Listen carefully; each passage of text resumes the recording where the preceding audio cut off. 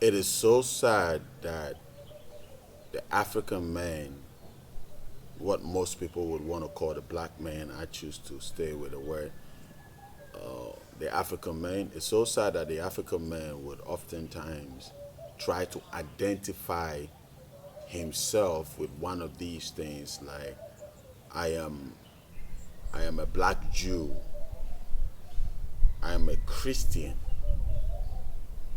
I'm a Muslim. And this is coming from an African man saying I'm a black Jew.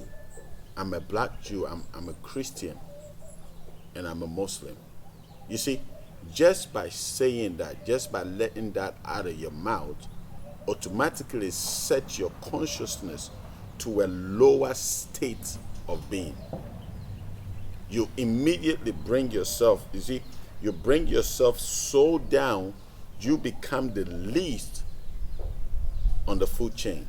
The reason why you bring yourself so down is because you automatically denounce yourself of ever having any history or anything behind you, or ever having any spirituality. It means that you have nothing. You've disconnected yourself to any history there be, and you've associated yourself with one of these religious movements, like being a Jew, or being a Buddhist, or being a Hinduist, or being a Christian, or being an Islam. You immediately say the story, I have no history. I have no ancestry. There's nothing behind me. The only thing I can remember of myself is being a Christian. It's when Christianity was introduced. It's when Islam was introduced to Africa. That's how far you go the minute you say that you are any of these things. You bring yourself that low, because automatically you predate everything else that you claim yourself to be ahead of your own history. And that is, to me, very pathetic. In 1935, Gresham removed all references to the Egyptians as dark-skinned people, and then introduced a whole new language. He described the Egyptians as dark-skinned Caucasians. He said that that region of the world was a quadrant of the world where the great white race lived. We are dysfunctional beings who don't know what it means to be human. So one of the issues that we're dealing with is that in order to suppress the knowledge of Egypt, Egypt had to be removed from black people and ultimately removed from Africa, so that blockages would be placed in our path as we attempted to recover that which others stole and then made illegal, in order to prevent us from beginning to regain that knowledge that would empower us and allow us to free ourselves, free our children, and ultimately liberate ourselves from their continued psychological and economic oppression. You need to come to this place where you disassociate yourself from anything like I am a this, or I am a that, or I am a that. Everything else that exists in the world today exists because of you. Everything. We were the first to do anything on the face of this earth. Both historically and scientifically, it is proven that we were the first to anything. So the minute you associate yourself with anything, you automatically bring yourself down and you devalue yourself. You are not an African anything. You are not a black anything.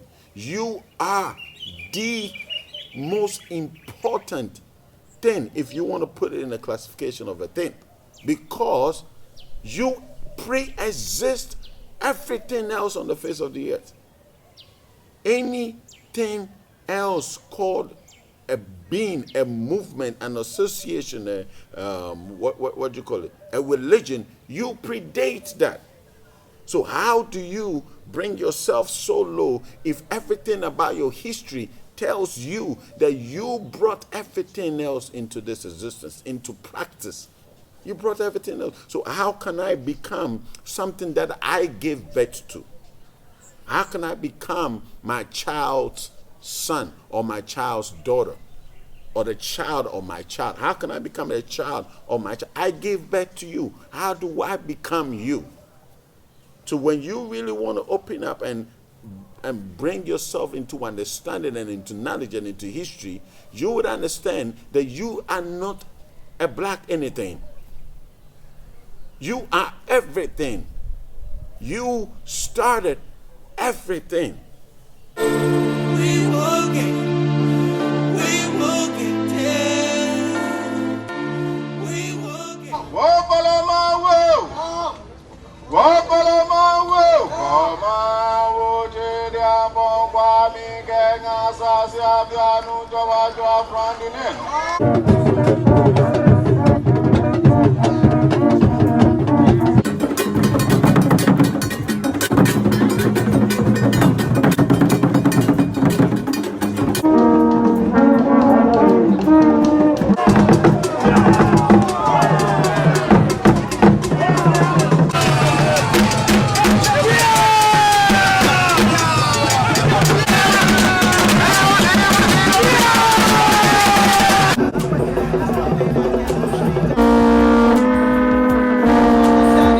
You are the blueprint that they look upon to build anything they have.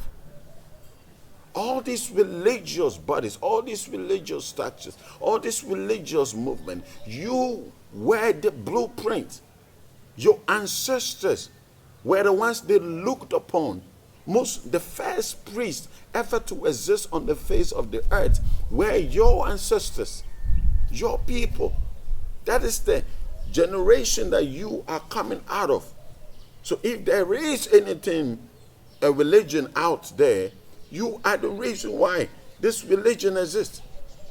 The black man is the bridge between the earth and the heavens, the divine. We were spirituality. We taught everybody on the face of the earth what it means to be spiritual.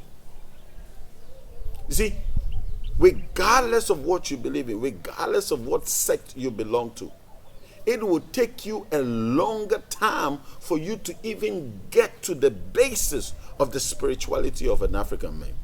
Just the basis. Listen, it will take you a long time to even get to this basis. Because we taught them everything. So how do you become the very thing you educated? How do you now go and learn from the very people who came to learn from you?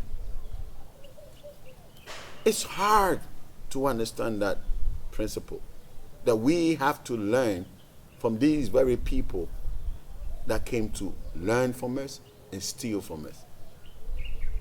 If you have anybody to want to learn from, it is your fathers, your elders, your ancestry, your history.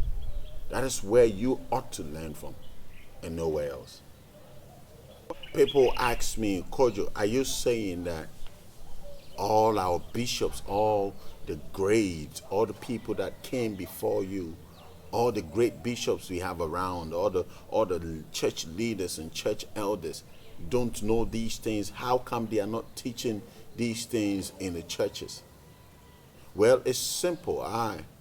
You need to understand that whenever you are exposed to something new, you get so fascinated about a thing that you even don't want to ask questions about this thing. You are so excited because you have been used to a particular thing for a long time, and now all of a sudden this new thing excites you so much that you don't even see anything wrong with it. Until you give it time, you give it few weeks, few years, then all of a sudden the very thing you used to be fascinated about, the very thing you would do anything for, you begin to question it. And if you find it difficult to understand what I'm just saying, let's picture this. Imagine you discover a new taste or a new food. What do? Very fascinated about it, too excited. First time tasting something new, you are over the moon with it because you want to have it in you and feel it and oh, this was awesome. But when you continue to take in that same thing for 3 or 4 times, now all of a sudden your taste buds begin to trace for fault. Let's even take a new relationship.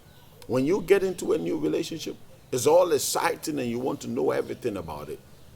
But it gets to a point where you just settle because you feel you know it. You don't move on.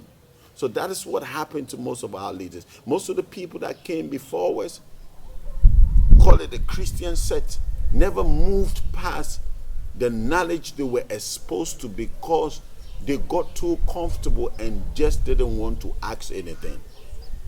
And sometimes it also boils down to the fact that they don't want to get disappointed in finding out what it is. So, just leave it alone. Don't ask the question. But if you pay attention enough, if you just focus enough, you would begin to question the very thing you were fascinated about. Because why? Now you are growing beyond.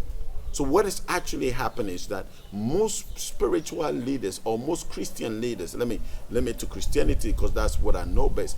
Most Christian leaders or Jewish leaders got stuck with the exposure that they had at the first time and tried so hard to learn everything there is to it that they are too afraid to move past it, because they know the minute they begin to read beyond that which they are very comfortable with, they would not like what they discover. That is why most people settle, and that is why most people didn't go beyond what they were used to. Let me try and get more examples. Let me use this example. I'm sure everybody got tripped about this. I remember when we used to celebrate Good Fridays. And the whole reason for celebrating Good Friday is the fact that Jesus died on a Friday afternoon and he resurrected Sunday early morning. So every Easter we celebrate a Good Friday, and Sunday early morning we celebrate the Palm Sunday, not the Palm Sunday, Easter Sunday, Resurrection Day. So yes, you celebrated it. You never asked questions because that is what you just came to meet. Then you start reading the New Testament and they start telling you, Jesus said, I will die and in 3 days I will be resurrected. So, 3 days is 72 hours, right? So, if Jesus was to die Friday afternoon, 24 hours of Friday afternoon would be Saturday afternoon. So day one. 24 hours from Saturday afternoon would be Sunday afternoon. Day two. Wait a minute. So it means when you really think about the whole Good Friday idea and Resurrection Sunday, it means Jesus only died for 1.5 days. Because mind you, early Sunday morning he wasn't in the grave. This is an example of you getting exposed to something and just hold on to it without asking questions. And the minute you wake up and begin to ask questions, now all of a sudden it begins to make sense. This doesn't add up. And people didn't want to ask questions like this doesn't add up. They just wanted to be comfortable. Let me cite another example. I don't know if, especially those of us or our brothers and sisters who are in the diaspora, I believe you had one time in history or one time in the point of your curriculum that black men lived on trees. People in Africa were living on trees.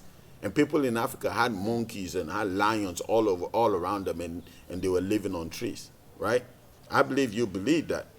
So when you take your mind back to when they were telling you these lessons, I would bet every dime I have on it that you wouldn't even believe that an African, somebody in Africa, would be filming this and bringing it through the internet for you to have it today, right?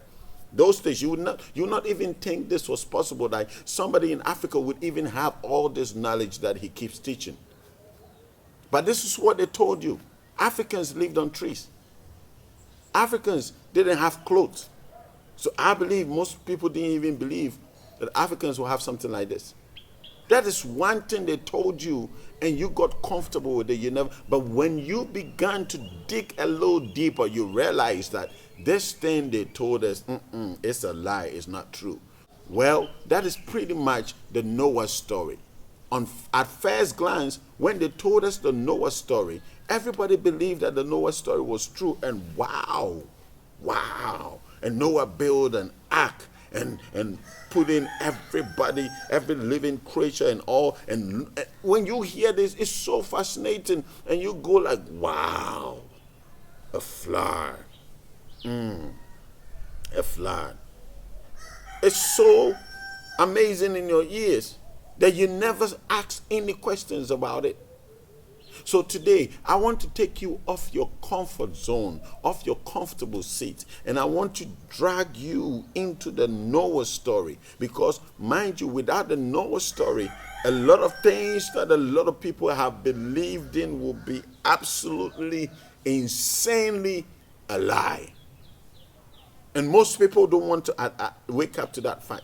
So they will still hold on to the Noah story without asking questions. Just as the Jesus saying, I will die in 3 days, resurrect. Died on Friday afternoon, resurrected early Sunday morning. Just as they used to tell you, Africans live on trees, and you never bothered to investigate further. It's the same thing they told you about the Noah story, and you've never even paid attention to read the very book they told you this story from. Where did the story of Jesus start? It started 4,100 years before Jesus. It started with the story of Isis, and who became pregnant by an immaculate conception, gave birth to her son Horus by a virgin birth. If you go to Egypt today, and by the way, Egypt is in Africa. The last time I looked at it on January the 9th, unless it took a 747 and flew away. But if you should go to Egypt at a place called Abydos, there is a temple there, still there, partially in ruins. The temple of the Pharaoh Seti I, S-E-T-I-1. And there you will see, not only in the hieroglyphic writing that the ancient Africans wrote, but you will also see the picture form the Africans painted, they drew the entire story of the Immaculate Conception and the virgin birth story. That temple was completed by Seti I's son, Ramesses II. Ramesses II took over in 1298 before the Christian era, BC, after the death of his father, Seti I. You will see at another place, at a temple for the god Horus, and that's at a place called Edfu. And you see the entire story of the crucified Savior there, on the walls and in the paintings and the ceilings and so forth. So what I'm saying to you, everything I'm going to say to you today, not only can you read them in books, but you can go to Egypt, to Ethiopia, to Nubia, and see in the ancient temples just what's there. And the question is, don't the Europeans, don't the whites know this? The vast majority do not know. But there are those in their universities and their high places, including Rome, who knows everything of what I'm speaking about today. But they have to suppress their own whites, much less those that they have enslaved. You don't have to take a trip to Egypt to see what I'm saying. Just take $1 out of your pocket. I did not interfere with your dollar bill. Take it out. Don't be afraid. I'm not going to ask you for it. This is not the type of church that will ask you for it just because you got one. But if you look on the green side of your American dollar bill, you see the story I've just been speaking about. The question is, how did it get there? You see the ever-seen eye of Horus, otherwise known as the Ujet, U-D-J-E-T. And then you see around it the symbol of Amen-Ra. You say at the end of each prayer, Amen. And somebody told you some lie that it means so be it. It never meant so be it, and it still doesn't mean so be it. Amen was the god of the north in Egypt.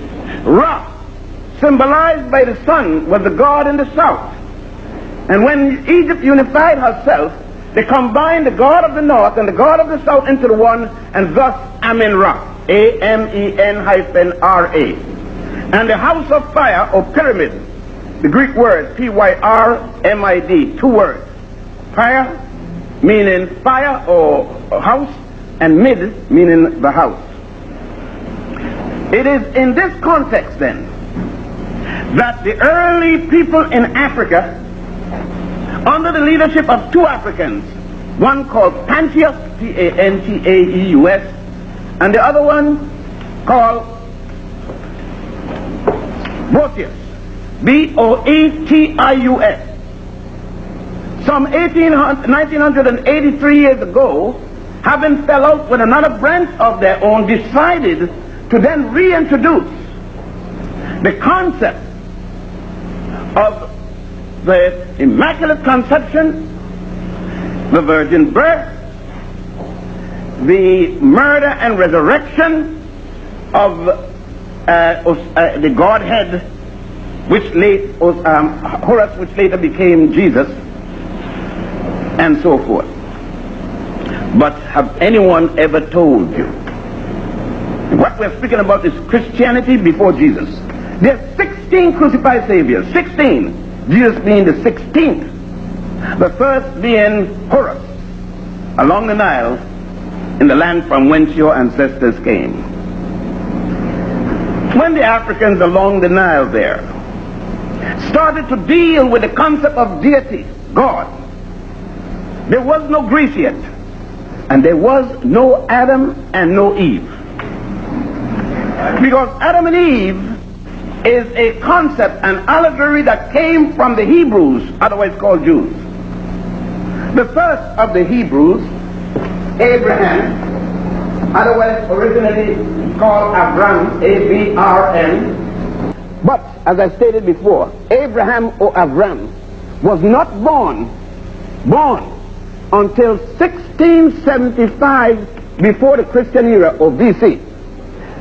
You cannot have an Adam and Eve before you have Abraham. Why? The Jews are the one that introduced the concept of an Adam and Eve. You don't have any book older than your Bible, your Christian Bible, whatever version. With the book of Genesis, no other people in the world ever mentioned. And the first Jew is Abraham. You don't have a single, his mama wasn't a Jew. His daddy wasn't a Jew. They says Abraham was the first of the Jews. Your own Bible says it. So then, anything about the beginning of the world must be something he thought of. He had no concept of it. In 1675, the Africans along the Nile were already in their 13th dynastic period. 13th dynasty. I'm not talking about the pre-dynastic period. Are we to say that the Africans here had no concept of religion before Abraham was born? When Abraham was born here, in the city of Ur in Chaldea, this Chaldea was already a colony of these Africans. These Africans calling themselves Elamites. E-L-A-M-I-T-E-S. So that even Abraham was born at a time when the African was controlling the state where he was born. The book of Genesis isn't written when Abraham is born.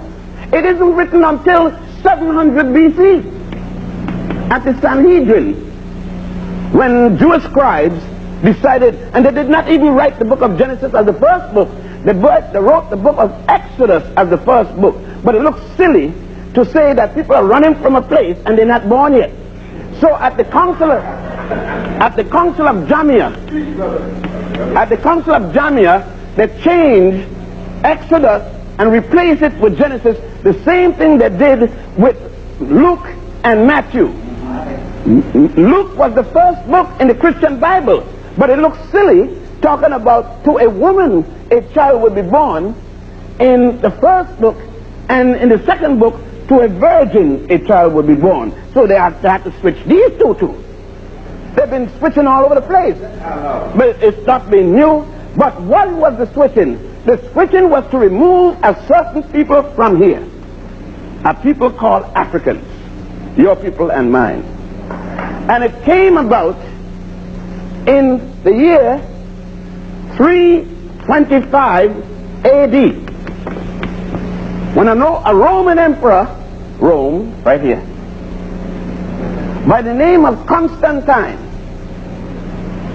you see, decided that Rome, which was warring, Rome which had been scourging the earth, Rome which had been raping anything female, Rome which had produced nothing but a scavenger nation that would go and take anything they could at the case of murder, was able to convince the early Christians, by the way, they had not taken on the name Christian until 212 at the Council of Antioch. Antioch is the first time people start calling themselves Christians. Jesus is supposed to have been dead 212 years before the first Christians. Jesus himself was never a Christian, because you can't be a follower of yourself. Since this is the first day of the birth of Abraham, the first Jew, and out of Judaism came Christianity, out of Christianity came Islam. That's why I put that. You're talking about thousands of days. They tell you that the world is only 6,000 years old. If the world is only 6,000 years old, we subtract. We have to take 6,000 with 1,800, add that, subtract it from this to give us at what time the world began. No, we're 1983, right? 7, 1, 0, 1 from 5, 4. So you're telling me that the world, that the world started 4,117 years before the birth of Jesus the Christ? If that is so, then the Egyptian Book of the Dead and the Papyrus of Ani preceded this by 3,000 years. The Africans along the Nile gave to the world the first known calendar, and you can't have a calendar without astronomy. It is because of astronomy, the movement of the stars, the planets, the suns, and so forth, and the recording of them, you develop astronomy. And the Africans in 10,000 BC. In this way, Adam should really feel bad behind that. 10,000 BC. More than 6,000 years before Adam at least, the Africans produced what is known as the stellar calendar. S-T-E-L-L-A-R. A calendar based upon the stars and so forth. And then refined that calendar in 4,100 BC as the solar calendar. Speaking, you understand that. We have to then realize that in order for you to understand the development of the religion called Christianity, you must understand the source. First, we must know where Christianity started. The records show, whether you are a Protestant, a Catholic, or what, that Christianity started here at a place called Alexandria with Pantheus and Boetius. That's in Africa, by the way. And that's from there it spread out. 1983 years ago. But this religion went across here. It went from Egypt to Lesbos, now called Libya.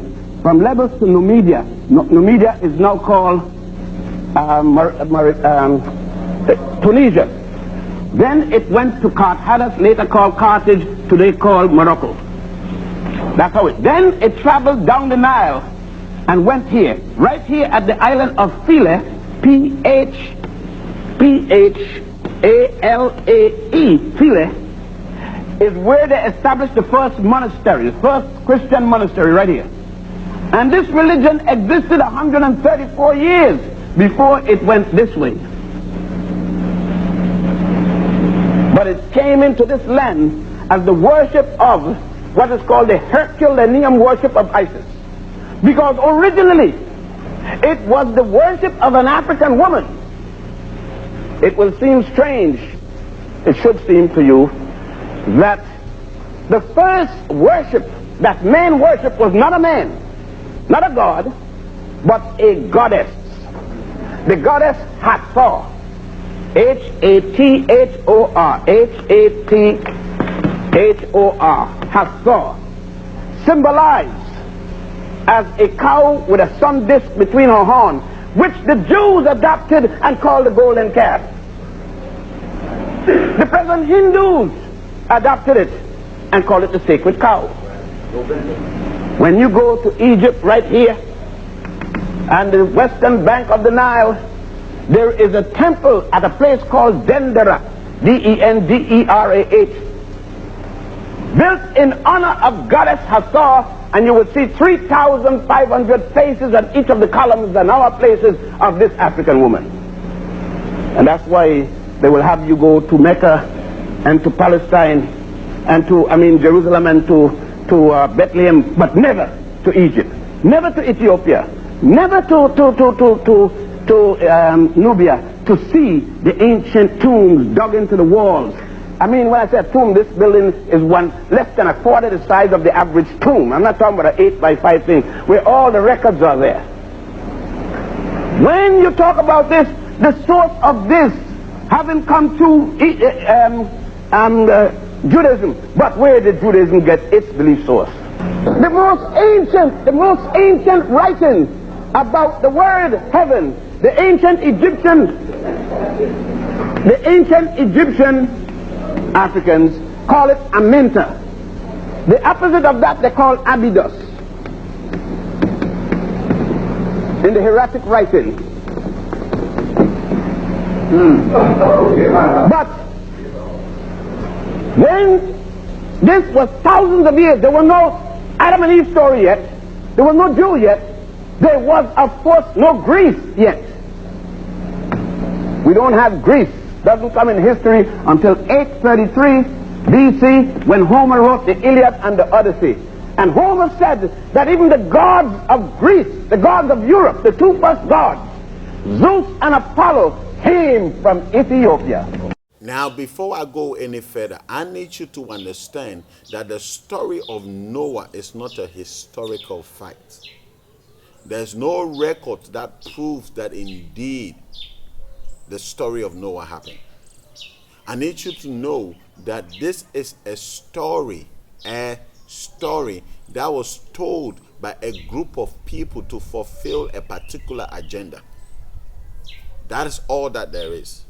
When you begin to see it from that point of view, when you see that this is not some divine happening or something that the God of the world, the Creator, did, and you begin to really look at it for what it is, a story, you will begin to uncover a lot of discrepancies in this very story. You need to understand the reason for telling this story is to make the storyteller, the one telling this story, look as if he is the head of the food chain. That is the agenda, to make them be the head of this food chain and everybody else be beneath the food chain. So we are on top, the rest of the world is just follows in the pecking order. Now, everybody telling a story would definitely tell the story to make it sound like this actually happened and we are the victors of this story. So it starts from Genesis 6, and it came to pass. And it came to pass. Tell me, what history did you ever read and it started and it came to pass? So when you read and it came to pass, immediately it messes with your mind to make you think that this actually came to pass. Something will try so hard to prove its existence because it will know that in the near future, a lot of people are going to doubt it. So it puts that there to mess with you to begin with. And it came to pass. This agenda was to also sow a seed, a very deep seed, that would cause a huge separation. That would cause a great division amongst African people. Because when they tell you the story and you understand that, wait a minute, we are not even equal. We are not even the same people. Then you would never look at your brother the same or look at your sister the same. Listen, this story has worked to its effect so much so that today, most of us Africans are not even together. We are not even united. We can't even look at each other's face and call that person my brother. See how quick we are ready to tell, oh, that's not one of us. Oh, that's different from us. We are this and this is that. Well, you have this mindset because this story was told to begin with. You see, either ways you look at this story, it's a win-win for the storyteller. If you look at the story as if the descendants of Ham are those that were cursed, then the storyteller wins, because if you identify yourself as a black man and you are coming from the descendants of Ham, then you would forever think you are cursed and you are not really loved, and nothing good of you has its place in history. If you look at the story from this angle, where someday, somehow, these people of the story wake up to discover that they are actually always been the original people, then you will know that they've written this story so much so for you to think that there is a descendant of Shem who are actually the called people. So therefore, the people who would claim to be the descendant of Shem would never look at the descendant of Ham as one people, and that these people would look at each other as enemies. So either you are looking at all of us African people as the descendant of Ham who are cursed, or you look at some being the descendant of Shem and others being the descendant of Ham and go at each other. Whatever happened to the descendant of Japheth? Who are they? Where are they? Do you get how deep this story goes? So they wired it in such a way, whichever way you turn the story, they will still remain on top. They will still remain victorious. They will still remain the ones on top of the food chain, because this story was told very well. So this is the very basis of African enslavement, and this is the license that the storyteller got to be able to enslave anybody he wanted to enslave, because it is in the Bible, it is written, though it is documented. And how can you argue that? The Almighty himself, the Most High, the Creator, is okay with slavery. It's right there in the Bible. So how can you argue that? How can you fight the system that is created by the Creator himself?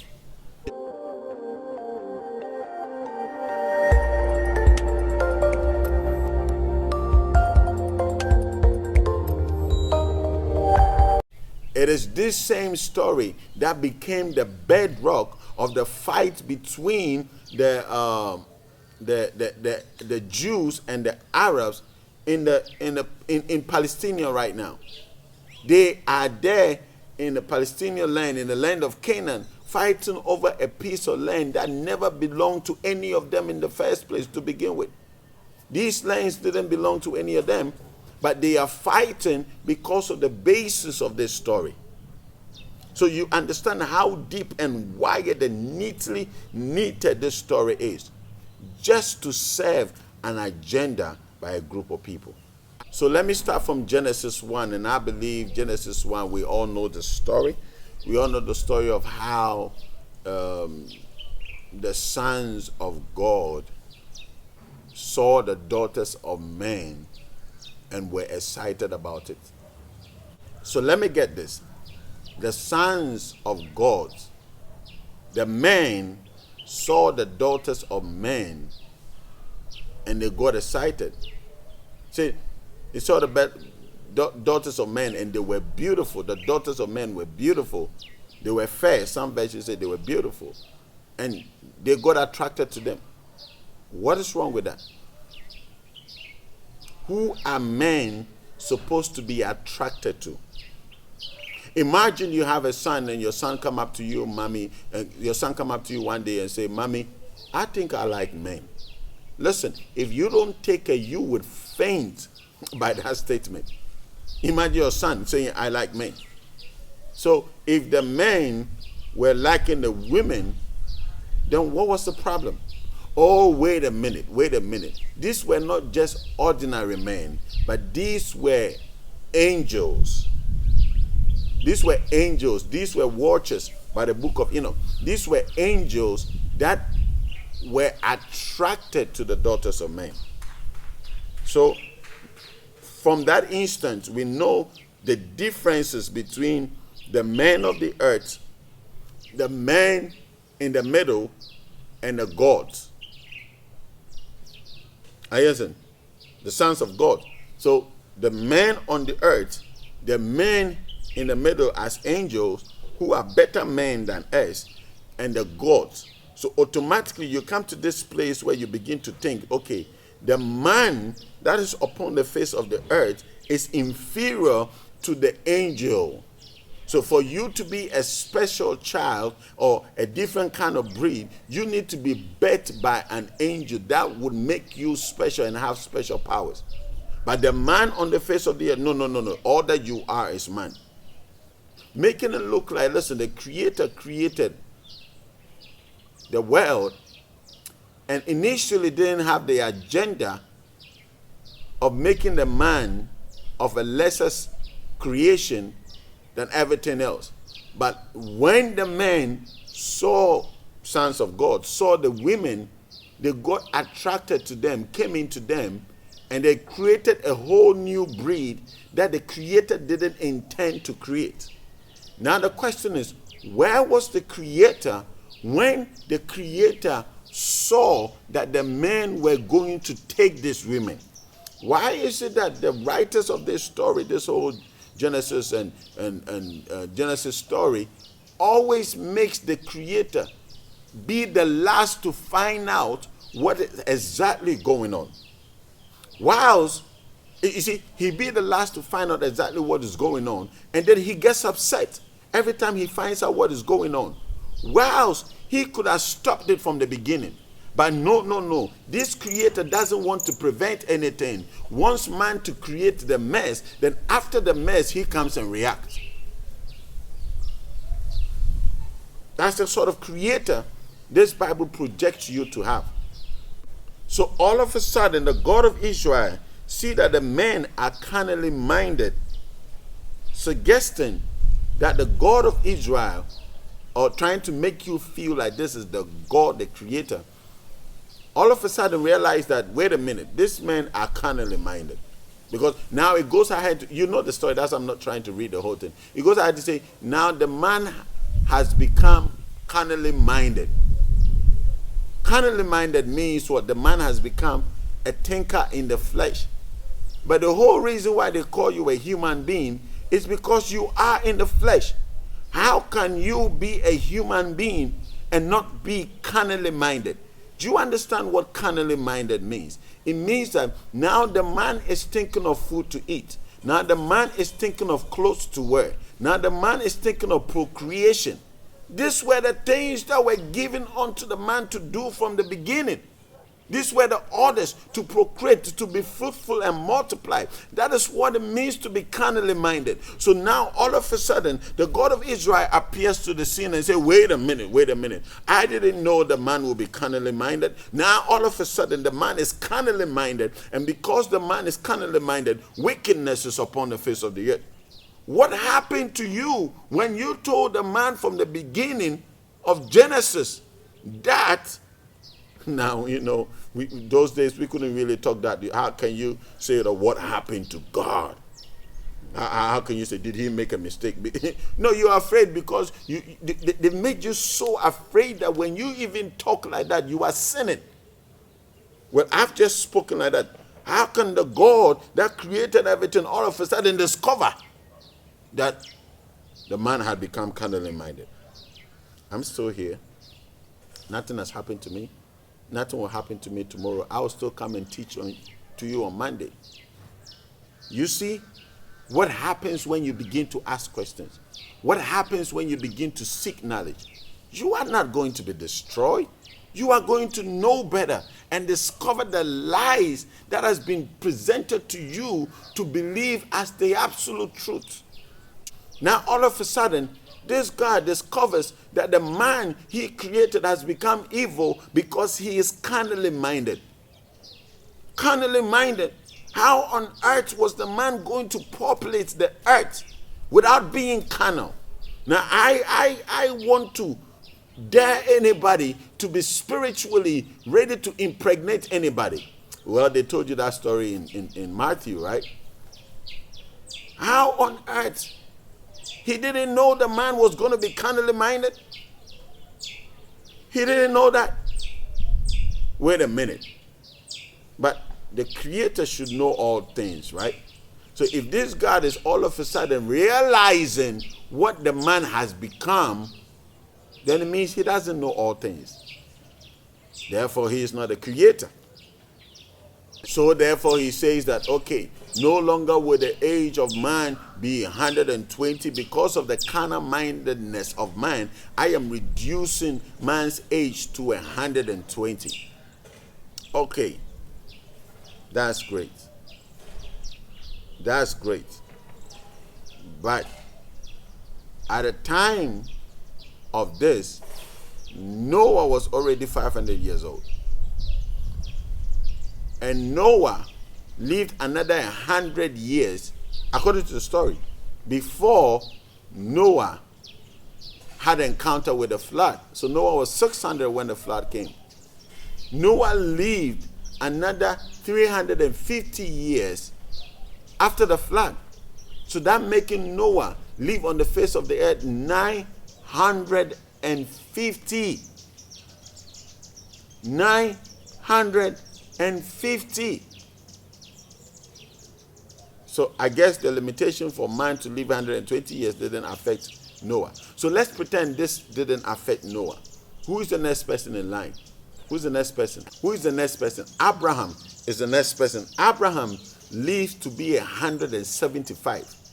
So all the way from the flood, Babel, all the things, still the limitation of man to be 120 years old wasn't working. It didn't work on, some way, somehow it didn't work on Abraham. This God gave his word that this man will not live past 120. The days of man on the face of this earth will be 120 years old.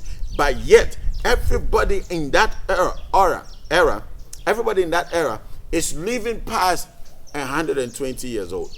If Abraham lived to 175, then of course, how old was Tara? How old was the rest of people on the face of the earth? So a lot of people live past 120 years old. What? He gave his command, he gave his word, man will be 120, and yet man was still living past 120 years old. Maybe it was just Abraham. How old was Isaac? Isaac was 180 years old. So this law didn't affect Isaac? Or it's only the descendant of Shem that this law didn't affect, but everybody else? If Isaac lived to be 180, I dare you that there would be a lot of people living past 120 in this time. Okay, let's fast forward to Jacob. Jacob lived to what? 147 years old. It didn't affect Jacob too? So now, many years unfolds, and this character shows up to be called what? Moses. And now Moses, all of a sudden, lived to be exactly 120 years old. Moses lives to be 120 years old, and that is when the actual predicament of man only living to be 120 started. So Moses, perfect image, perfect representation, perfect age. After Moses, everybody begins to die at most 120. So we are thinking that there should be nobody on the face of this earth that will live past 120, right? Well, I'm here to disappoint you that after Moses, a lot of people have lived to be more than 120 years old. I saw an obituary recently that was 128 years old. So a lot of people are actually living to be more than 120 years. Is his word not active? Is his word not performing? Is his word not coming to pass? The word that says man will be 120 years old, is it not coming to pass? The oldest man recorded, you see, when we talk about oldest something recorded, it means that is what the records know. So it's very possible there are a lot of people that lived more than 120 years that the records don't know. So, there's a man called Thomas Parr who lived way older than 120. He lived about from 1482 or 1483 all the way to 1635, making him 152 years old. And it's just 600 years ago. Sorry. And I believe between 600 years ago to now, a lot of people have lived more than 120 years old. Where are all these people? Didn't the man has become wicked, so the man's numbers would be 120 years old? Even David said at a point, the days of man will be 70. So now all of us, everybody has lowered their standard. This is psychological play game. The minute you begin to think my lifespan is 120 years old, the minute you clutch 100, you start killing yourself mentally. And this is a scientific fact. So they gave you this poison, and all of a sudden you believe that, hey, 120, you've done well. So the minute you clock 80, your cyclical being begins to shut down. Everything within you begins to shut down, because that is the age limit you've kept on yourself.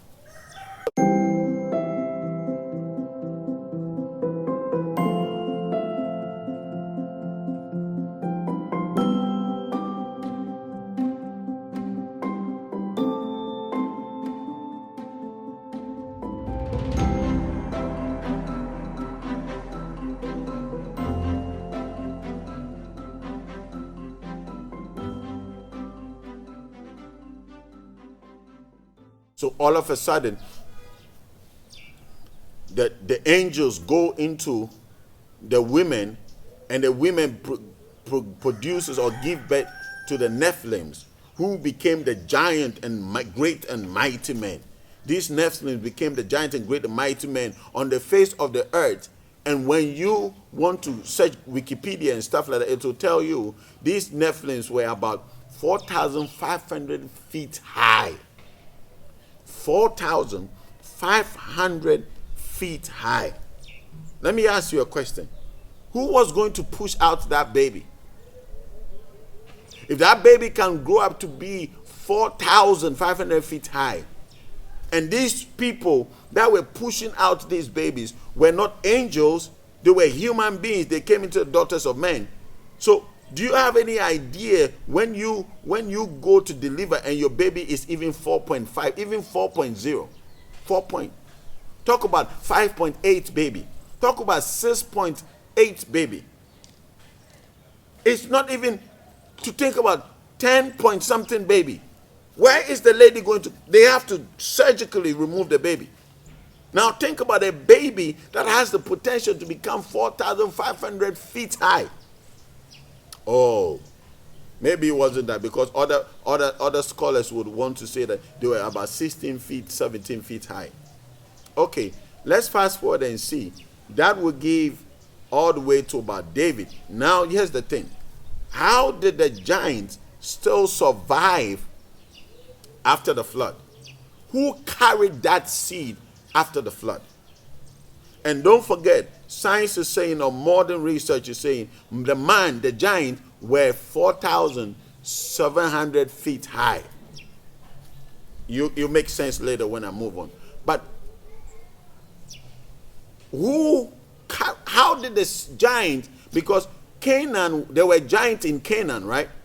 That is how come the children of Israel went to watch over the land and said, no, these people are too powerful. The descendants of Anak were the giants as well.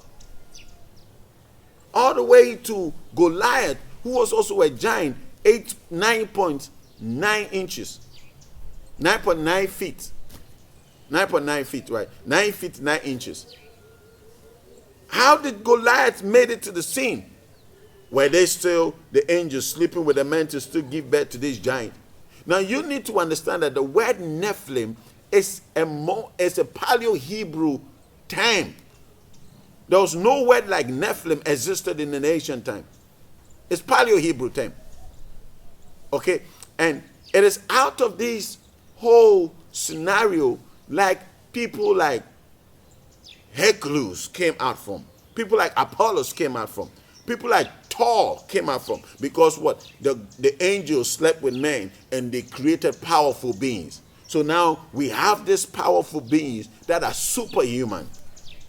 And when the whole Marvel character, the Marvel movie, the movie company character, that is where the ideas are coming from. All these ideas are Greek mythology and Roman mythology. They came out of. So superhumans came out of these angels sleeping with women who became giants. And yet, we human beings were able to push out 4,500 feet babies out. That's the story that we all believe in, that it is historic fact. It actually happened. So now it moves ahead to say what? Wickedness has spread over the face of the earth, so much so that what? God repented. God repented. You see, they tell these stories like you were not supposed to know any better. Like you were not supposed to read. You were not supposed to know anything else apart from the story they are telling you. Because if God repented, that makes him a liar. Because Numbers talk about the fact God is not a man that he should lie or he should repent or change his mind. The word repent simply means change his mind, or regret, change his mind.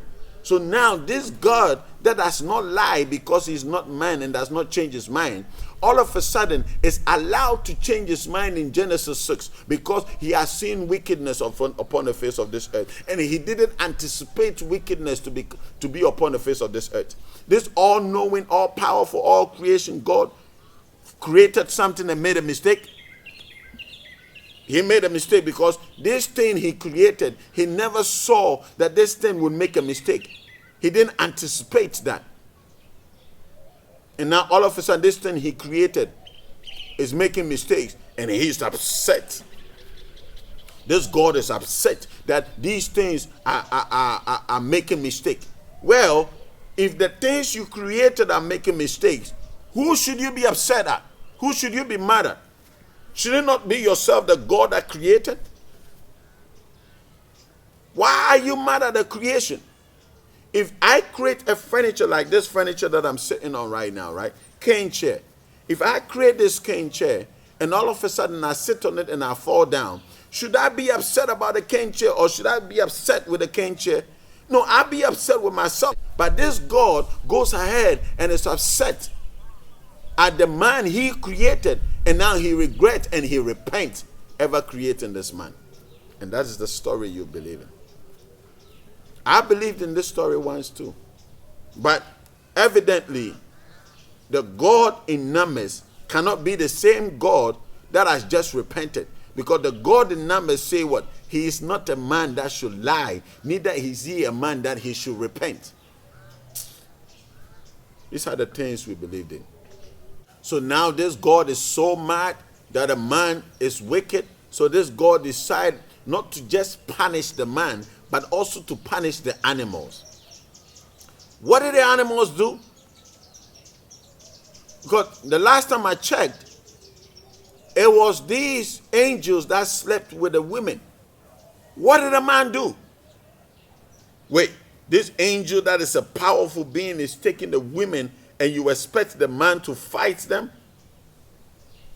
What was the man's sin? Because this sin is because the angels were taking the women. This was the sin. What did the man do? What did the animal do? So he's so upset, he says, I will destroy everything on the face of this earth. Now, you see, reading something like that automatically should tell you who is writing this story. Because obviously, the people writing this story has no clue who the creator is. Has no idea how the creator functions. Because God gets upset with man for not doing anything, is the women and the angels, and the animal not doing anything. And now all of a sudden gets so mad that he decides to destroy everything. Now, if you are any spiritual, you would know the creator of all things would never destroy the very thing he created. But because a group of people are writing this thing, and this group of people, anytime they come into contact with anything that they don't like or is not like them, they destroy. So they are presuming that this God, this creator, would also be like them and destroy everything because he is upset. When you come to the African man, who is actually the real spiritual person, the African man, the spiritual man, would never even really cut down a tree without a purpose. Even when they want to cut down the tree, come to Africa. I can speak for the Akans. Other tribes will also speak for themselves. You cannot go to the forest and just cut down any tree. How dare you? There are certain forests that if you go and cut down anything, it's either you never return back to civilization, or the people of the land will punish you for going into the forest to cut anything. This is not our life. We the Africans don't know how to destroy anything, even destroy animals. No, we don't do that. But of course, their concept of this God is just like them, who destroys anything. Let me ask you a quick question, pop question. Who goes everywhere and destroys everything? Now you know who is writing the story. Because this person is seeing the God like themselves. Now all of a sudden, an European shows up on the scene called Noah. Oh yes, Noah is an European name. There's no ancient history that is ever recorded anywhere that bears the name Noah. So wait, the name Noah is an island? So now all of a sudden, a name Noah appears on the scene of this mess. Of course, the European appears to be the savior. That is how come they've always projected the European to be a savior to you. Shows up on the scene, now aims honor before the God, your God, and now says what? But you have found honor in my sight, and I'm going to save you. And you say, wait a minute. So it's a historic fact that the African taught the European everything he knows about spirituality. It's a fact. It's a fact.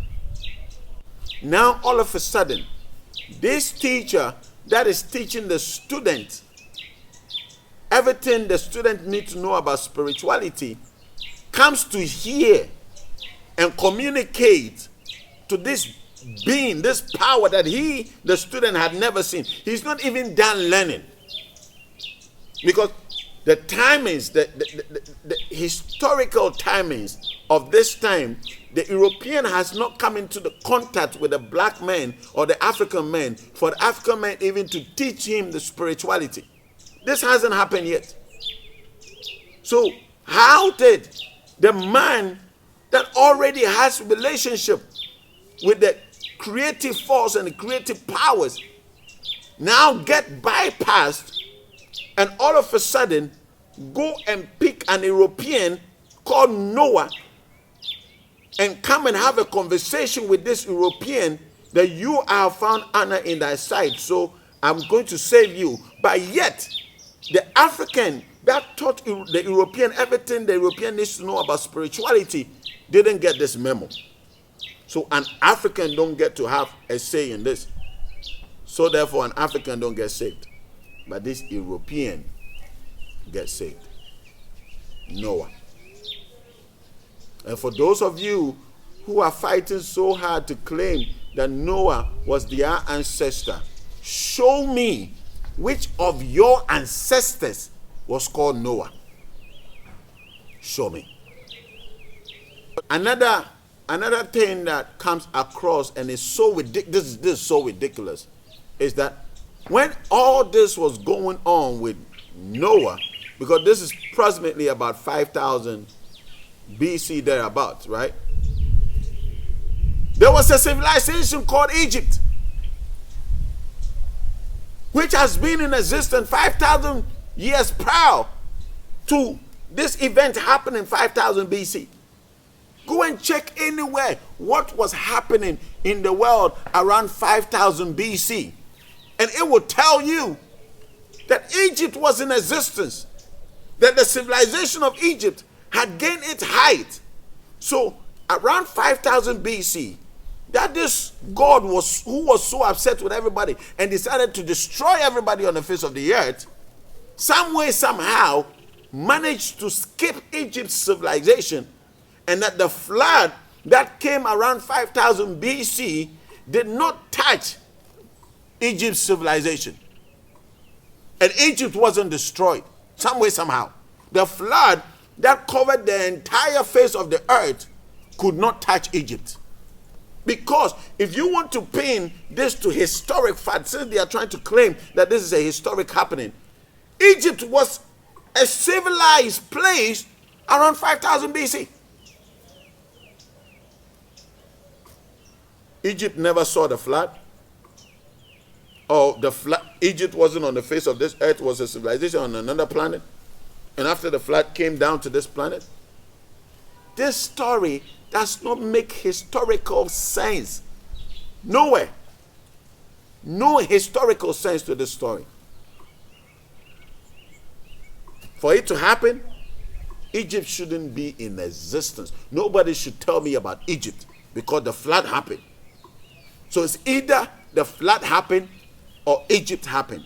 Egypt, that was the height of civilization around 5000 BC, or the flood that supposedly wiped out everybody on the face of the earth.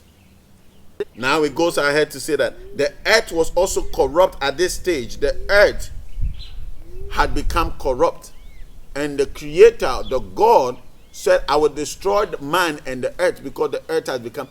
This shows that whoever is writing this has no idea of spirituality. It's not spiritual. Has nothing to do with spirituality.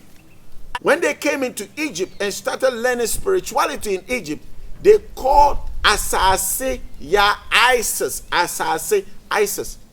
The Mother Earth. So wait a minute. When did the Mother Earth become so polluted that it had to be destroyed? The Mother Earth is supposed to be the female energy of the creative force itself. So now the creative force, the male energy, decided to destroy the female energy. How on earth was there going to be sustenance if the earth itself was destroyed? No, it didn't say people on the earth. It said the earth itself was destroyed.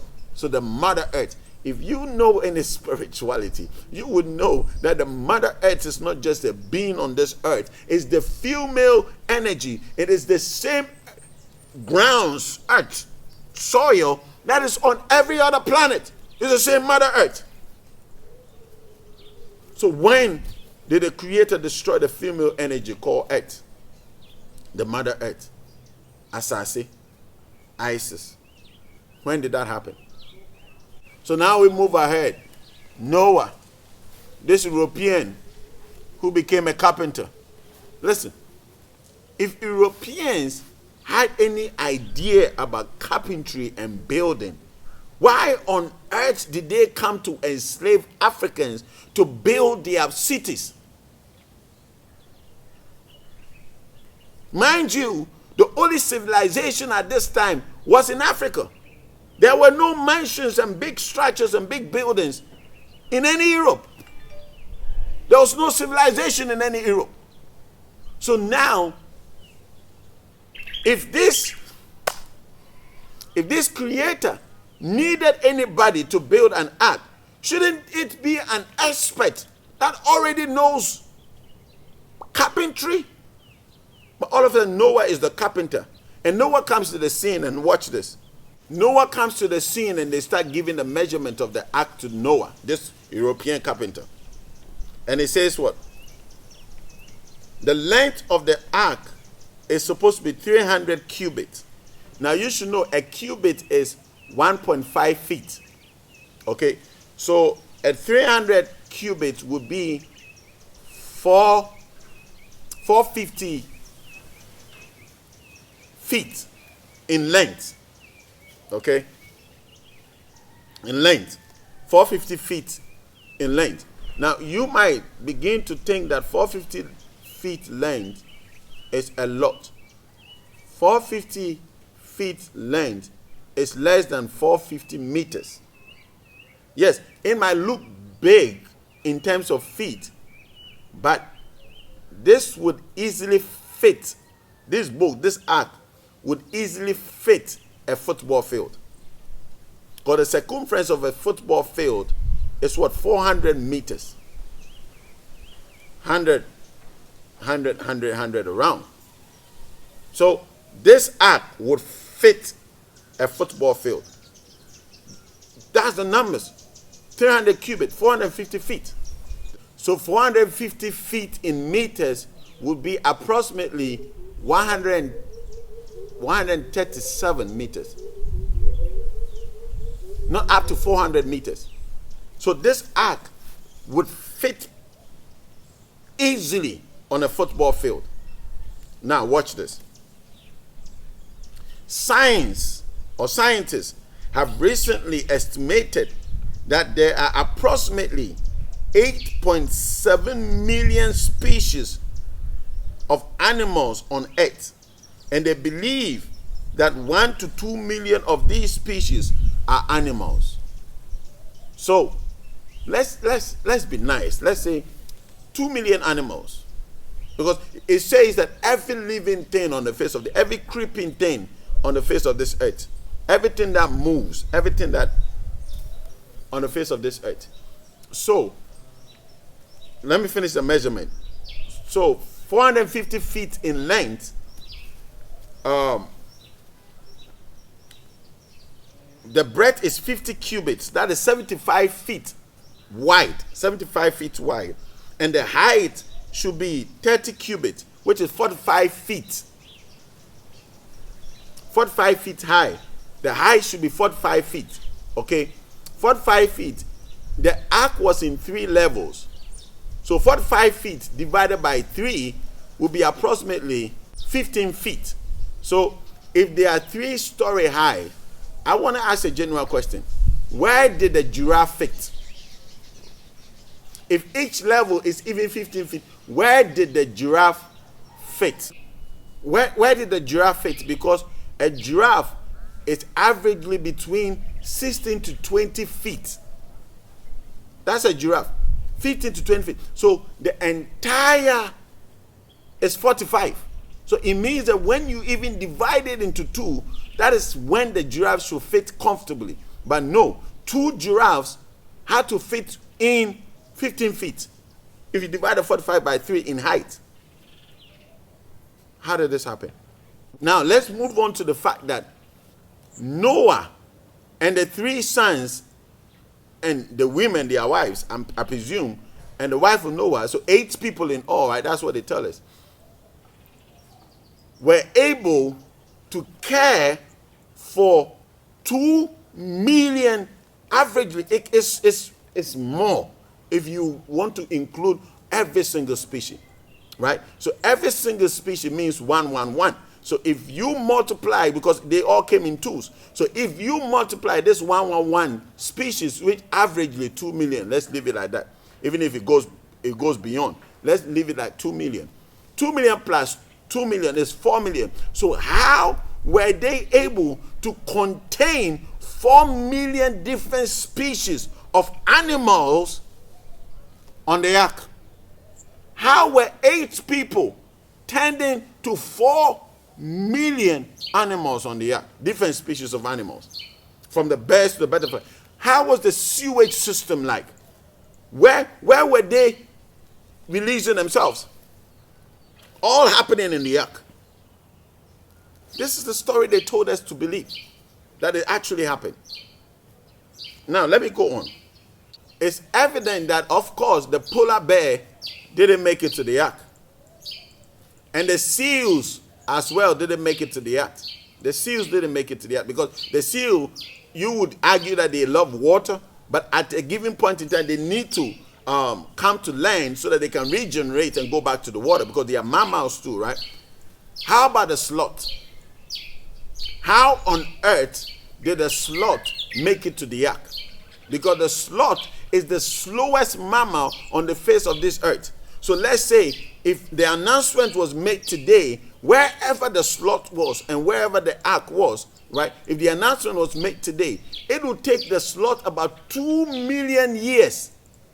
No, 200 years. That's what I mean to say. It will take the sloth about 200 years to make it to the location of the ark. So it means that the sloth did not make it to the ark. How did the sloth survive? Because the sloth is not an mammal. How did the sloth survive? How did the polar bear survive? How did the seals survive? They didn't make it to the ark. And you see, keeping all these animals on board with food, they had to feed 4 million animals. Do you have any idea how heavy that ark is supposed to be? No, I want to know. Do you have any idea how heavy that ark is supposed to be? Are you seeing how ridiculous the whole story is? But yet this is what we believe in, that out of it came Noah, out of Noah came Shem, and the chosen generation, the chosen bloodline. Are you seeing how ridiculous this story is? Now let's move to 8:20. It says the whole reason why Noah brought these animals, right, was to save them. So 8:22 talks about how Noah built an altar and made a sacrifice after the flood, after the water receded, and made a sacrifice and all that. The whole reason why Noah saved or brought the animals to the ark is to save them. Now, if I get my numbers right, unless I don't know how long it takes for animals to hatch and all of that, especially mammals, how long does it take for a mammal to get pregnant? You know, it takes a cow 283 days to give birth. It takes a sheep 152, give and take, to give birth. Now, this whole thing lasted for 150 days. That is about, the water lasted about 150 days. It rained 40 days, 40 nights. So that's about 190 days. Okay? 190 days, give and take. Let's even exclude the 40 days, 49 from 150 days, which is about 5 months. Okay? 3, 5, 15, yeah, 5 months. So let's take that out and add it to the 40 days, 40 nights, to 190 days. So it means the entire 190 days, there was no possible way the cow could have conceived and given birth. The sheep, if the sheep had even given birth in that space, the child would be still a baby. Right? So if Noah was supposed to save these animals, but yet the minute Noah comes out, Noah sacrifices these animals. How did we get the cow? Let me just take just cow, and because they sacrifice all kinds of animals, right? All clean animals, all the clean, including the bird. Let's think about this. How did the cow reproduce itself after it was sacrificed? How did the sheep reproduce itself after all the clean animals were sacrificed? He was supposed to save them, but he sacrificed them. So how do we have cows? How do we have sheep? Unless imaginary, you want to tell me some way, somehow, magically, they fast forward their breeding and they could give birth early so they could have some to say. Come on. When you jump to 22, when you jump to 21, 22, it says, now the Most High said is God said in his heart, listen to this, God is having a conversation in his heart.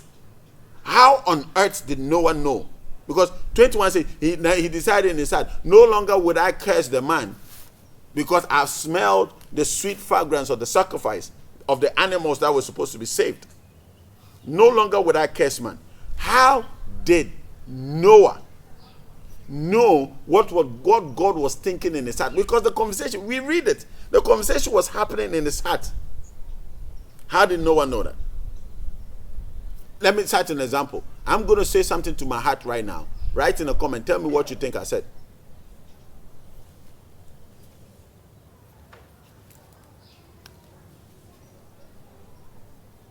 What did I say? What did I say? Even with a hand gesture and all that, you still can't tell what I said. So how did Noah know the conversation that this God was having in his heart for anybody to come and write it down? And please don't tell me everything was revealed to Moses. Please don't tell me that. The verses 21 also makes us understand that man's heart is desperately evil from his youth. You now know why from your infancy you always felt that you needed saving, because they started injecting this idea in your mind, in your mindset, that man's heart is constantly evil. Well, if man's heart is constantly wicked, and if man's heart is constantly evil, who created man's heart? Whose fault is it? If he created a heart that can be constantly evil, why the heck is he blaming me for having such a heart? If you needed me to have a clean heart, why didn't you just create a clean heart in me? Listen, these are stories that was told you and I, for you and I to believe, so that they can go ahead and pursue their agenda. Because if it's okay for God to curse a man, then it's okay for them to curse a man. If it's okay for God to say that this man will be slaves, because this is, read it on. Afterward, when Noah the drunk, got drunk, why on earth would you drink? And the drunk, the one, listen, Noah didn't drink because all of a sudden he came out and became a drunk. He loved alcohol anyway, but yet he was the one that was righteous, perfect in the eyes of God.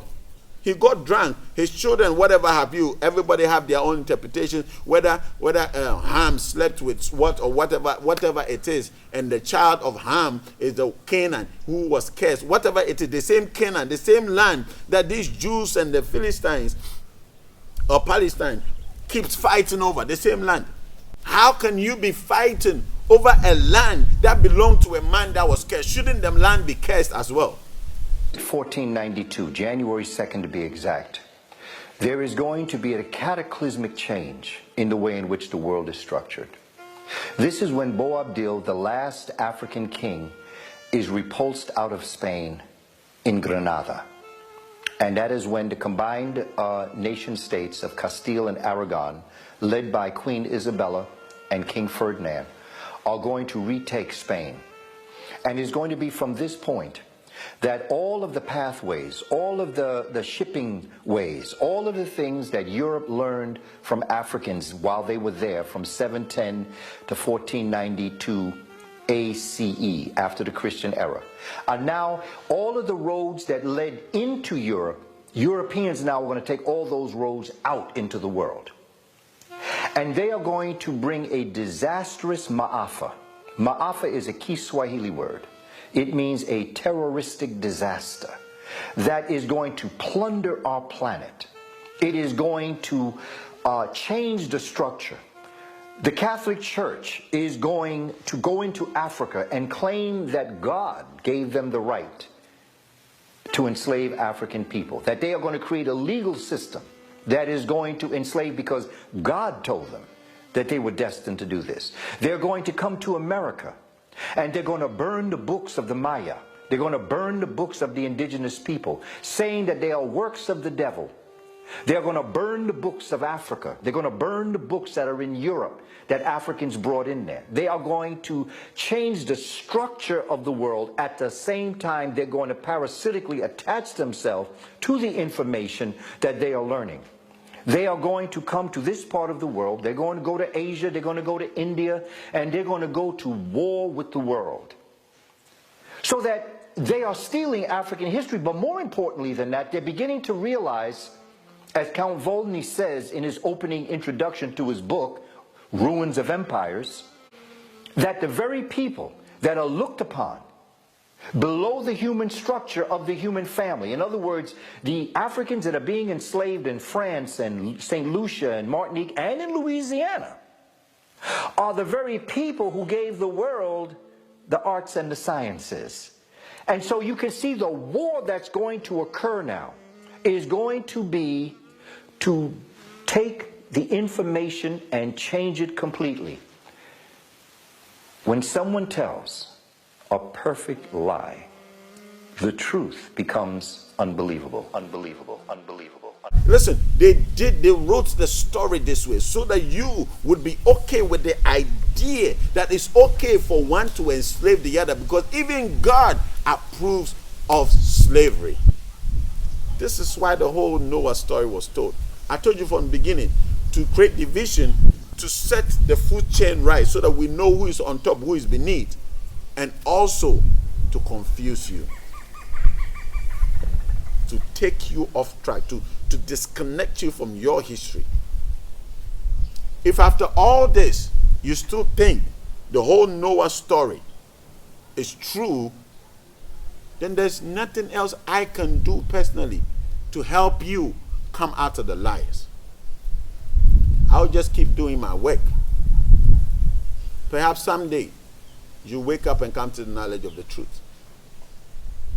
Listen, I told you some time ago that we were going to have the Zoom studies, and it's happening from, so I'm not really going to bring Identity Sundays again like this on YouTube like this. But Identity Sundays is going to happen on Zoom. So this is the last episode. That is why today's episode is so long. Forgive me. I love you. But this is what I'm going to do. We are going to start our Zoom conversation or teachings on Zoom. I can teach you how to pour libation. I can teach you certain important account words to invoke in your prayer. We can learn so many things. Anybody at all from any country, any tribe in Africa can also come on board and teach us what their custom is. So that if you are from that part of Africa, you can also learn at the same time. So this Identity Sunday, we are going to make it more real on Zoom, where we can interact and teach each other and grow and pray and understand spirituality as well.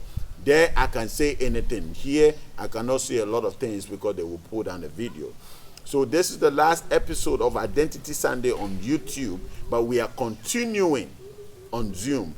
That is not to say that I'm not still going to teach the truth. No, I have 5 days of the week on YouTube, and I'm going to use these 5 days of the week to still teach you the truth till somebody wakes up. Bless you. My name is Kojo Bento. I'm here to serve you. Bless everybody that I just joined the family. Bless everybody that keeps spreading the word, everybody that keeps supporting what we are doing, everybody that keeps encouraging us for what we are doing. Bless you so much. I'll see you next week Sunday on Zoom.